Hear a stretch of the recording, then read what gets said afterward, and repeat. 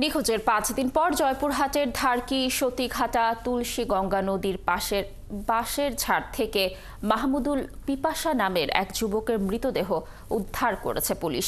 জয়পুরহাট সদর থানার officer in charge Mizanur Rahman জানান, রবিবার দুপুরে এক নারী পাতা কুড়াতে গিয়ে গাছের সাথে ঝুলন্ত মৃতদেহ দেখতে পান। পরে তিনি পুলিশে খবর দিলে পুলিশ ঘটনাস্থলে পৌঁছে মৃতদেহ উদ্ধার করে। পরিবারের দাবি, পরিকল্পিতভাবে তাকে হত্যা করা হয়েছে। আর পুলিশ বলছে মৃত্যুর কারণ এখনো জানা যায়নি, তদন্ত চলছে।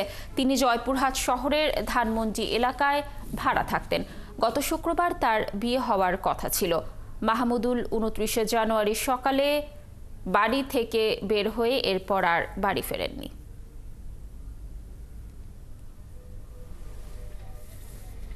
গত শুক্রবার দিন তাদের বিবাহ ডেট ছিল, কিন্তু সে বুধবার থেকে নিখোঁজ।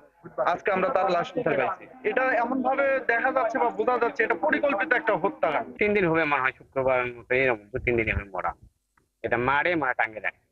একদিনের মধ্যে এরকম আমার জীবনের স্বপ্নে কল্পনা করে পাইনি রে বাবা। না, ও সবাইকে দাওয়াত দিচ্ছিল, আমাদের সবার দাওয়াত, আমাদের ফ্যামিলি সবাই আসছে, অনেক আনন্দে ছিলাম আমরা। পোস্টমর্টম করার জন্য জয়পুরহাট জেলা আধুনিক হাসপাতালে প্রেরণ করেছি। পোস্টমর্টম রিপোর্ট প্রাপ্তির সাপেক্ষে তার মৃত্যু সংক্রান্তে সঠিক তথ্য পাওয়া যাবে।